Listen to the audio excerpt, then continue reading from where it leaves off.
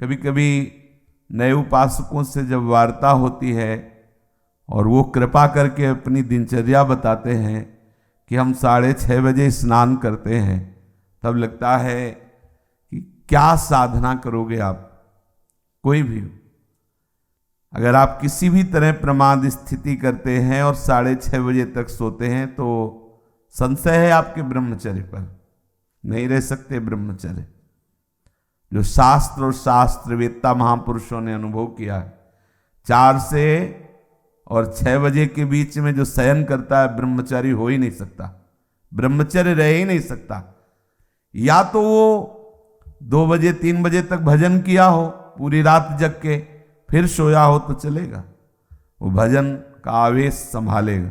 ये ब्रह्म मुहूर्त का समय और उपासक शयन करे, बहुत बड़ी हानि है। मान लीजिए खूब सत्संग सुनते हैं आप सब जन और बहुत कृपा है आपके ऊपर, लेकिन परिवर्तन नहीं हो रहा भाई। अगर आप 6:30 बजे, तो अच्छा नहीं, बिल्कुल अच्छा नहीं, बिल्कुल अच्छा नहीं। ये दिनचर्या तो बिल्कुल ठीक नहीं है। आप लोग सावधान हो, जो भी हो सावधान हो जाइए। ये बिल्कुल आपके जीवन के लिए घातक दिनचर्या है। 2 बजे बहुत उत्तम है उठना, पर नहीं तो 3 बजे, आखिरी 4 बजे। साधक होके 4 बजे के बाद शयन कर रहा है, मुझे तो नहीं लगता, किसी भी स्थिति में नहीं। हमें लगता है कि दवा खवा दी जाए तो नहीं कहते, नहीं तो किसी भी स्थिति में कोई बीमारी, कोई भी ऐसा रोग अपना प्रभाव नहीं रखता जो दिनचर्या को बाधित कर दे। ये देखा है, ये केवल प्रवचन नहीं, देखा है, जीवन को देखा है। कुछ भी दिनचर्या में अपार सामर्थ्य देखा, अभ्यास में अपार सामर्थ्य है। देखो सामने पट्टी बंधवा दी गई और धनुष बाण ले लिया और शब्द दूर किया जा रहा है अन्य दिशा में, शब्द वेधी बाण संचार।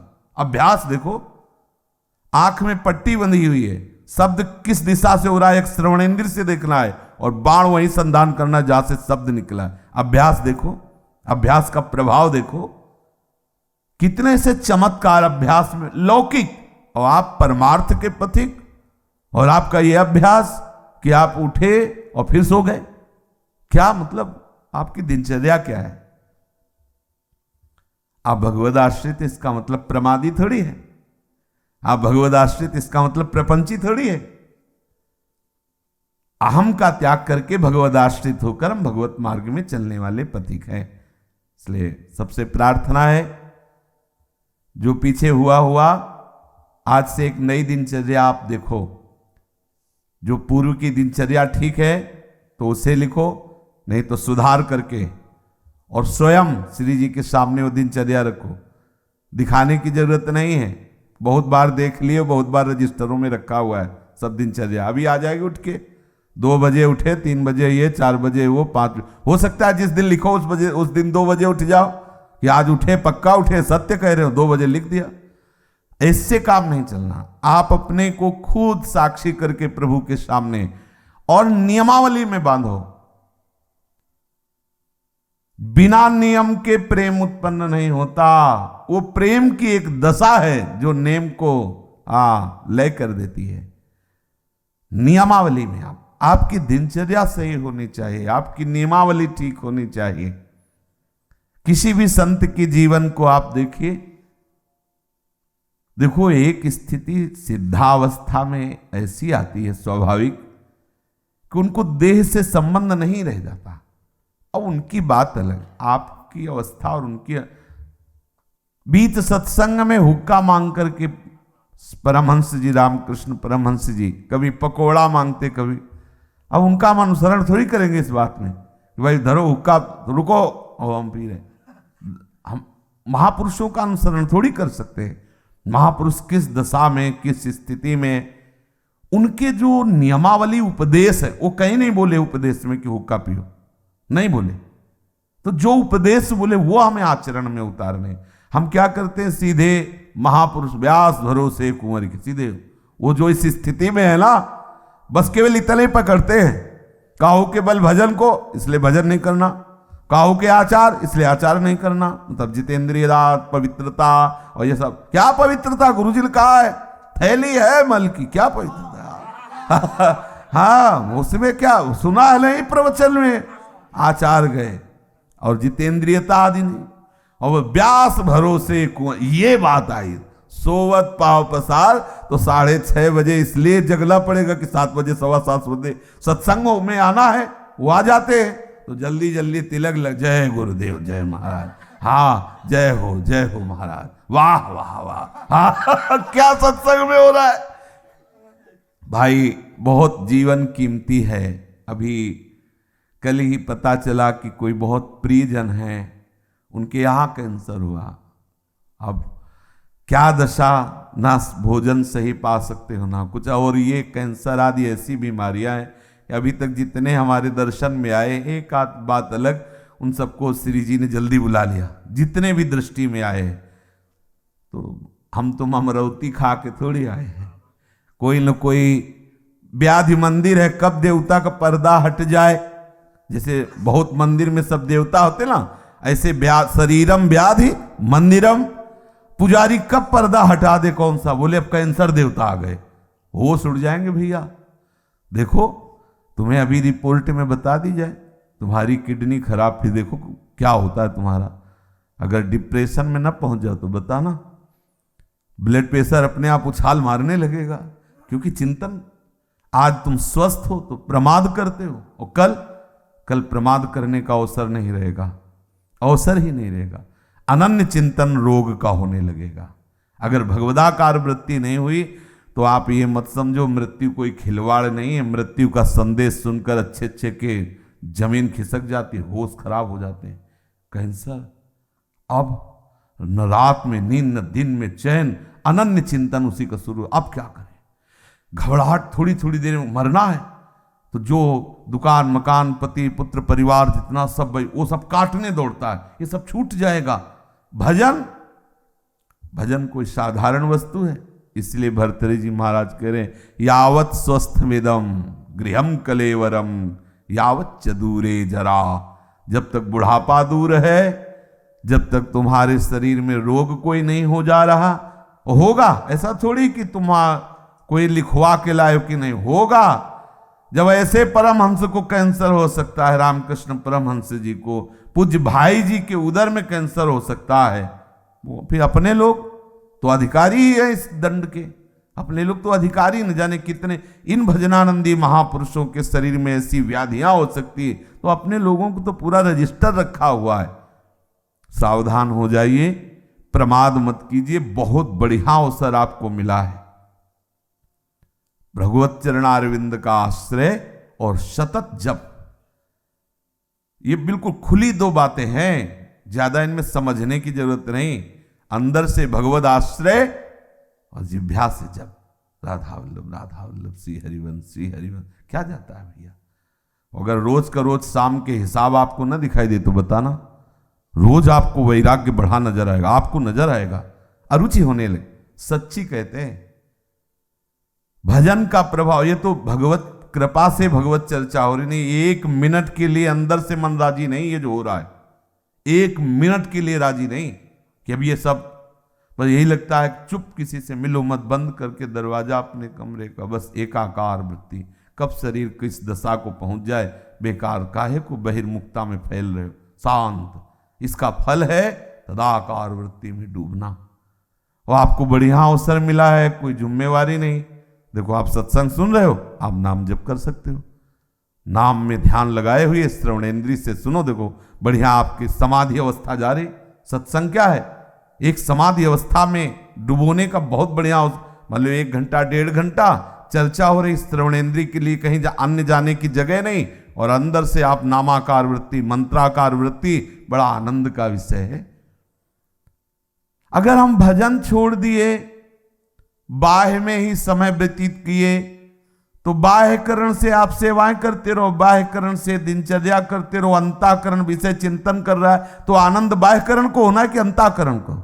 समझना, जरा सूक्ष्मता से समझना। परिवर्तन किसका होना है? अंतःकरण का, बाह्यकरण का तो देखो 2 मिनट में परिवर्तन सब, लेकिन अंतःकरण का परिवर्तन चिंतन से होता है, भजन से होता है। बड़े बड़े हम संत महापुरुषों के समीप रहने वालों को देखा है, अंतर में भजन नहीं तो दीपक तले अंधेला पाया गया है, दीपक तले अंधेला पाया। बहुत अच्छी बात समझ, बहुत घुस के तमाशा देखा है अंतर और बाहर में। भजन नहीं तो बड़े बड़े भजनानंदी महापुरुषों के समीप रहने वाले बड़ा प्रपंच का नाटक देखा गया है।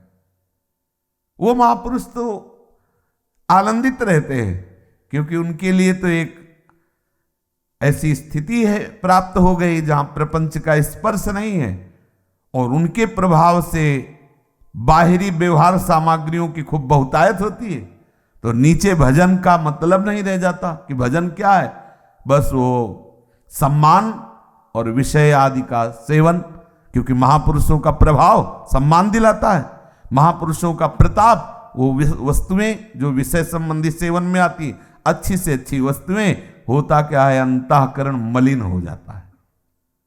इतने बड़े महापुरुष के समीप रहते हुए अंतःकरण और इतना मलिन हो जाता है को महापुरुषों पर भी अपराध कर बैठता है, जिनके प्रताप से पोषित होता है वो वहीं अपराध कर बैठता है। इसलिए प्रधान बात है अंतर में आपका साधन चलना चाहिए, अंतःकरण आपका भगवत चिंतन में रहे। खुली बात समझ लीजिए, बाह्यकरण से बाह्य पवित्रता होती है, अंतःकरण से अंतःकरण की पवित्रता होती है। बाह्यकरण और अंतःकरण दोनों भागवतिक हो जाए तो स्वभाव का परिवर्तन हो जाता है, स्वभाव का परिवर्तन होता है तो स्वरूप का अनुभव हो जाता है। जो हमारा सखा भाव, गोपी भाव, सहचरी भाव का भाव स्वरूप है उसकी प्राप्ति हो जाती है। इसलिए भैया चूको मत, बहुत बढ़िया अवसर, बड़ा घबराहट का विषय है। जब ये शरीर पीड़ा से युक्त होता है तो केवल प्रभु ही ऐसे जो हमें बचा सकते हैं, नहीं तो जब शरीर स्वस्थ होता है तो अहंकार देवता अपना नाटक करवाते रहते हैं, और जब अस्वस्थ हो जाता है तो मन राम उसी अस्वस्थता का चिंतन, बड़ा क्लेश में है। और इस संसार से मुक्त हो जाइए। अगर आप सोच रहे हो तो दिन प्रतिदिन ऐसा भयावह संसार का स्वरूप आएगा, पूछो मत। इससे मुक्त होना ही अब एक उपाय रह गया है। अब हम ये नहीं कह सकते कि जन्म जन्म, क्योंकि महामारियां, नाना प्रकार की प्रतिकूलताएं, नाना प्रकार की व्यभिचार, नाना प्रकार के खान पान की मलिनताएं ये कलिकाल में बढ़ती ही चली जाएंगी और उसका प्रभाव पड़ेगा। जैसे बाहर रोड में यदि गंदा कोई इत्र डाल दिया जाए तो उसकी खुशबू सबको आएगी, अच्छा डाल दिया जाए तो अच्छी आएगी। ऐसे ही इस सृष्टि में जो भी भयानक से भयानक आचरण होंगे, जो भी बुरे आचरण होंगे, पूरी सृष्टि पर उसका प्रभाव पड़ता है। अगर कोई बच सकता है तो भजन के प्रभाव से बच सकता है, नहीं तो प्रभाव, जैसे सर्दी का प्रभाव सबके ऊपर पड़ रहा है, पर जो कंबल ओढ़े बच गए। अगर कहीं भी कुछ भी मलिनता का आचरण होता है तो पूरी सृष्टि पर उसका प्रभाव पड़ता है, वो समझ में नहीं आता। अगर कोई बच सकता है कलयुग की कुचाल से तो भजन, केवल भजन, दूसरा कोई उपाय नहीं। भजन करके भगवत धाम में स्थित हो जाओ, प्रभु को प्राप्त हो जाओ, नहीं बहुत दुख भोगना पड़ेगा। अभी प्रमादी मन है तो देख लेंगे, अरे देख लेंगे, होश खराब हो जाते हैं, मृत्यु सुखद लगने लगती है, ऐसे ऐसे कष्ट आते हैं कि वो चाहता कि मुझे कोई मार दो। सच्ची मानना, हमने देखा है, चाहता है कि इस दशा से तो अच्छा है कि मुझे मार दो। भाई मरना थोड़ी हमारा समाधान होगा, भगवत प्राप्ति समाधान। इसलिए बेचैन हो जाओ भगवत प्राप्ति के लिए। प्रेम की चलो बड़ी ऊंची बात है, लेकिन इतना तो रख लो कि अब प्रभु मुक्त करो इस नरक से, ये नाना प्रकार के क्लेशों से। कितने बंधे इस शरीर में। अरे आप देखो, ज्ञान की बातें चाहे जितनी करो, जब इसकी रिपोर्ट आती है ना तो एक बार चेहरा गिर जाता है किसी का भी हो। जब हाथ में बताई जाती है रिपोर्ट की ये है, अच्छे अच्छे को एक बार जब प्रलंबासुर ले गया ना बलराम जी को, तो एक बार वो भी उदास हो गए थे, फिर उनको स्वरूप को फिर घूसा मारा।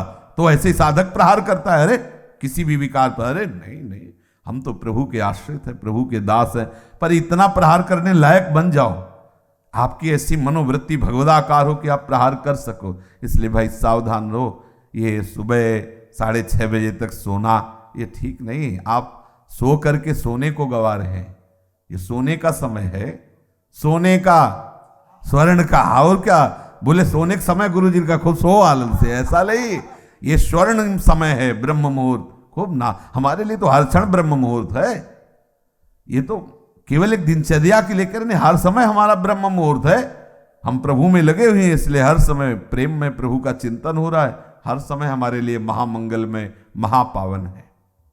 देखो, आप सबसे प्रार्थना है, बहुत सोच समझ के दिनचर्या बनाएं, और जो दिनचर्या बनाए 10-12 वर्ष उसमें कोई विक्षेप नहीं होना चाहिए। आज गए 5 घंटे यमुना के किनारे बैठ गए, 5 दिन गए ही नहीं। ये रसिकों की दिनचर्या नहीं, ये वृंदावन की उपासना में दिनचर्या एक आपकी नियमावली। या तो आप ऐसी स्थिति में कि 5 दिन आपको शरीर शुद्ध नहीं रही तो कोई बात नहीं, दिनचर्या का फल मिल गया। आपकी दिनचर्या एक ऐसी होनी चाहिए जो बने तो कम से कम 10-12 वर्ष तो एक रस चलना चाहिए। आज ये कल वो, फिर परसों बदल गया, फिर अलग बदल दिनचर्याएं रजिस्टर में लिखी रखी रह गई और हमारी कुछ और ही दिनचर्या चल रही। भाई ऐसा मत कीजिए। भगवत मार्ग के पथिक, चाहे आप गृहस्थ हों, विरक्त हों, बहुत सोच समझ कर दिनचर्या बनाइए। आप 10 मिनट यदि भजन में बैठते हैं तो ठीक टाइम पर बैठिए और बहुत काल तक वो समय भजन में दीजिए। कि हम 10 मिनट बैठते हैं तो हम 10-12 वर्ष तक 9 मिनट नहीं होने देंगे, 10 मिनट तो बैठेंगे ही, और हमें मिलेगा तो हम माया से खींचकर और समय बढ़ाते घटने नहीं देंगे। ये दिनचर्या का भाव होता है अपने मन को बांधना। दिनचर्या का मतलब होता है हम अपने मन को संपूर्ण समय के द्वारा इष्ट में फांस रहे, बांध रहे, इस समय ये, इस समय ये, इस समय ये, और उसको नियम पूर्वक बांधना। कभी परिक्रमा चल रही तो कभी कुछ, कभी कुछ, कभी सब बंद, कमरे में पड़े शयन कर, ऐसी नहीं।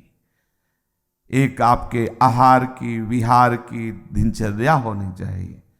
बहुत अच्छा आहार मिल जाए तो भी एक संयमित, जो आपने आहार नियम लिया है उससे ज्यादा नहीं होना चाहिए। ना मिले उस समय के बाद, आपको सच्ची बताए, यदि आपकी दिनचर्या सही है तो समय के बाद आहार करने की इच्छा ही खत्म हो जाती है। अगर आपका समय कि इस समय से इस समय तक आप प्रसाद लेते हैं, अगर नहीं मिले तो उसका चिंतन खत्म, उसकी इच्छा ही खत्म। अब अगले टाइम जब पाते हैं तब फिर आए। बहुत बड़ा नियम में बल होता है। बिना घड़ी के अपने आप नेत्र खुल जाना, दोबारा आलस्य ना आना, शरीर में एक नई स्फूर्ति, अभ्यास में बहुत बड़ी ताकत होती है। अपने लोगों का अभ्यास ही दृढ़ नहीं हो रहा है, नियमावली ही ठीक से नहीं बन रही। दिनचर्या में पता होना चाहिए, ये इस समय तो वो सत्संग में मिलेंगे, इस समय वो परिक्रमा में होंगे, इस समय वो जप में बैठे होंगे, उनका समय है जप का, इस समय तो मौन होंगे, वो बोलेंगे नहीं। साधु की दिनचर्या होती। हमारी क्या दिनचर्या है, इस पर ध्यान दीजिए। एक बार आप ही दिनचर्या बना लीजिए और उसे 10-12 वर्ष तक चलाइए।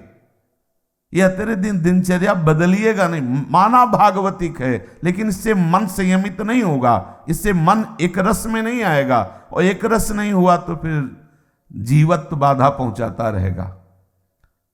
ये जो जीवत्व है, काम क्रोध लोभ आदि, ये सब फिर परेशान करते रहे, प्रमाद स्थितियां आती रहेंगी। एक रस में बहुत बड़ा बल। जब बुखार और ये सब परेशानियां शरीर में आती तो भी दिनचर्या बाधित नहीं होती। जो अच्छे साधक होते हैं, जिस समय स्नान उसी समय स्नान, जिस समय अपने आप इतना सामर्थ्य होती है। कहीं भी चमत्कार प्रकट हुआ है तो एक जो दिनचर्या पकड़ी गई, दिनचर्या। देखो, पूज्य श्री सनातन जी वयोवृद्ध हो गए हैं, परिक्रमा को रोज जाते हैं गिरिराज जी की। गिरिराज जी को पीड़ा होती है उनकी परिक्रमा से कि इतने वयोवृद्ध नंगे पैर। प्रकट हुए श्री लालजू महाराज ठाकुर जी, वो कह रहे हैं कि बाबा अब तुम परिक्रमा मत आया करो, हमारे लिए ही तो सब करते हो, हम बहुत प्रसन्न हैं, वहीं वृंदावन में आप भजन करो। हाँ ठीक है प्रभु। दूसरे दिन फिर पहुंच गए। बोले बाबा मना किया। बोले प्रभु रह नहीं पाते। ये दिनचर्या क्या करती, आपका अभ्यास ऐसा दृढ़ करती कि इष्ट मना कर रहा है लेकिन रह नहीं पाते। परिणाम क्या हुआ, आज भी उनकी दिनचर्या ने हमको एक बहुत बड़ी सिद्धि दे दी। आज भी आप दर्शन कर सकते हो राधा दामोदर में बंसी का, लकुट का, श्रीचरण का, गाय के खुर का चिन्ह हो, गिरिराज जी की शिला आज भी सनातन जी की एक नियमावली ने आज हम सब भक्तों को दुर्लभ वस्तु है, दुर्लभ वस्तु है। भगवत चरणारविंद के चिन्ह, लकुट के चिन्ह, बंसी के चिन्ह, गाय के खुर के चिन्ह प्रभु ने स्वयं दे और बोले इस शिला की परिक्रमा कर लेना। ये 4 परिक्रमा का आपको 4 परिक्रमा कर लो तो परिक्रमा गिरिराज जी की पूरी हो गई। नियमावली 24 घंटे में ऐसी सहज दिनचर्या आप अपनी खुद बना लीजिए जो आप बहुत काल तक निर्वाह कर सके।